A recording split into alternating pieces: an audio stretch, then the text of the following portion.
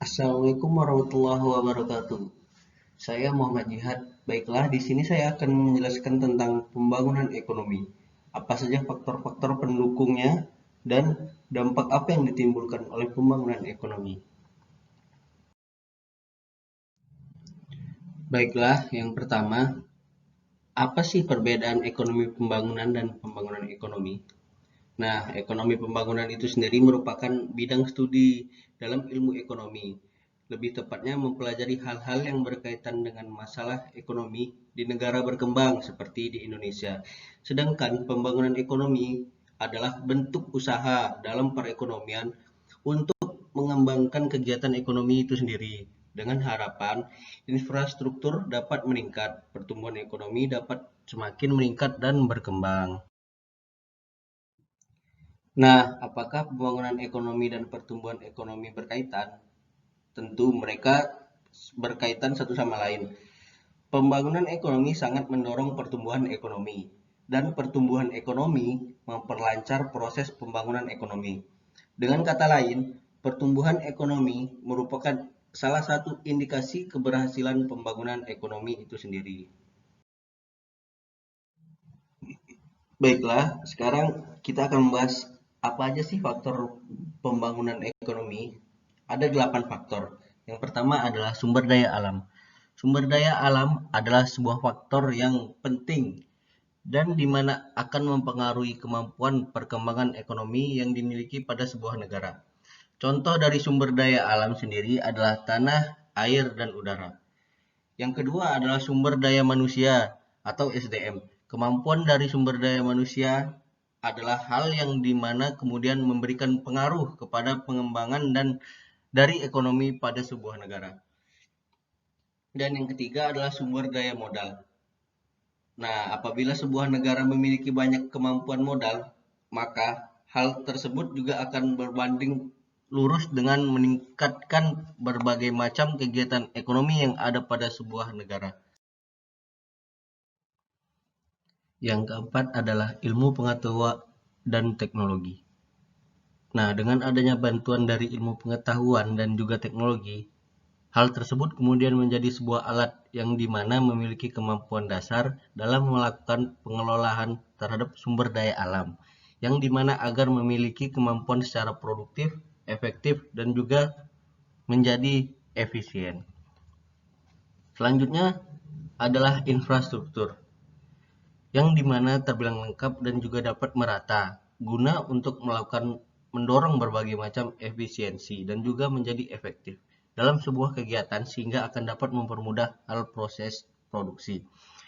Apabila sebuah infrastruktur dapat terbangun dengan baik, maka akan mencapai kemudahan dalam kegiatan pembangunan ekonomi sendiri. Sehingga dalam hal tersebut akan memberikan sebuah kegiatan proses dalam pembangunan ekonomi pada sebuah negara yang kemudian akan menjadi lebih lancar. Yang keenam adalah keadaan politik. Nah, keadaan dari status politik pada sebuah negara kemudian adalah salah satu faktor lainnya juga yang ada pada sebuah pembangunan ekonomi yang terjadi pada sebuah negara. Di mana sebuah keadaan politik yang buruk maka akan menyebabkan keadaan ekonomi yang lebih rentan dan berbahaya. Begitu juga dengan sebaliknya. Selanjutnya yang ketujuh, faktornya itu adalah sosial budaya. Nah, dengan banyaknya berbagai macam nilai dari sosial budaya yang terdapat pada masyarakat, kemudian hal tersebut membuat perkembangan ekonomi menjadi sebuah hal yang dimana berpengaruh. Sebagai contoh, yang dapat dilihat apabila pada sebuah negara di mana negara tersebut terdapat berbagai macam penduduk yang memiliki sebuah konflik dengan penduduk lainnya sehingga akan terjadi sebuah kemunduran pembangunan ekonomi itu sendiri. Dan yang terakhir adalah sistem pemerintahan. Sistem pemerintahan itu juga menjadi salah satu faktor. Sistem perekonomian akan menyesuaikan dengan sistem pemerintahan yang ada. Misalkan jika sistem pemerintahan menggunakan sistem liberal, maka secara otomatis sistem perekonomiannya juga menggunakan sistem liberal, di mana semua bebas dalam melakukan kegiatan dan aktivitas perekonomiannya. Sekarang kita masuk pada dampak pembangunan ekonomi. Ada dampak positifnya. yaitu adalah melalui pembangunan ekonomi, pelaksanaan kegiatan perekonomian akan berjalan lebih lancar dan mampu mempercepat proses pertumbuhan ekonomi. Yang kedua, eh, terciptanya lapangan pekerjaan yang dibutuhkan oleh masyarakat. Nah, dengan demikian akan mengurangi pengangguran. Yang ketiga adalah terciptanya lapangan pekerjaan akibat adanya pembangunan ekonomi secara langsung bisa memperbaiki tingkat pendapatan nasional. Yang terakhir adalah pembangunan ekonomi menuntut peningkatan kualitas sumber daya manusia, sehingga dalam hal ini dimungkinkan ilmu pengetahuan dan teknologi akan berkembang dengan pesat. Dengan demikian akan makin meningkat kesejahteraan masyarakat. Nah, baiklah, tadi kan sudah dampak positifnya. Sekarang dampak negatif. Yang pertama itu adalah jika ada pembangunan ekonomi yang tidak terencana dengan baik, itu akan mengakibatkan adanya kerusakan lingkungan hidup. Yang kedua itu adalah industrialisasi mengakibatkan berkurangnya lahan pertanian. Yang terakhir adalah hilangnya habitat alam, baik habitat hayati maupun hewani. Itu dikarenakan kurangnya lahan pertanian, maka habitat hayati seperti tumbuh-tumbuhan dan hewan akan berkurang.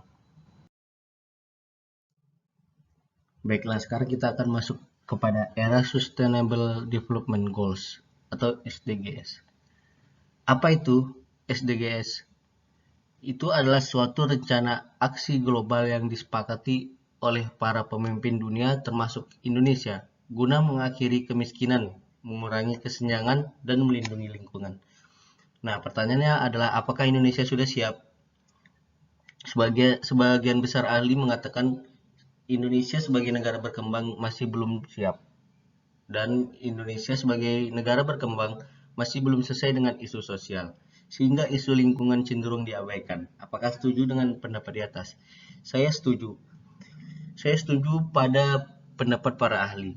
Karena di Indonesia ini sendiri, permasalahan sosialnya masih sangat banyak.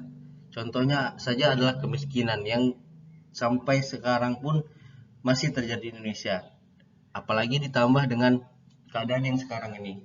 Pandemi ini menjadi semakin tinggi tingkat kemiskinan di Indonesia. Dan juga sumber daya yang dimiliki Indonesia saat ini belum mumpuni untuk mengikuti era ini.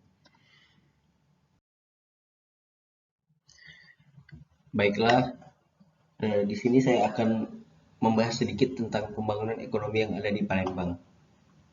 Menurut artikel yang saya baca di internet, perekonomian Palembang pada tahun 2020 itu stabil karena didorong oleh meningkatkannya investasi yang disebabkan oleh keyakinan pelaku usaha terhadap kondisi perekonomian Sumatera Selatan.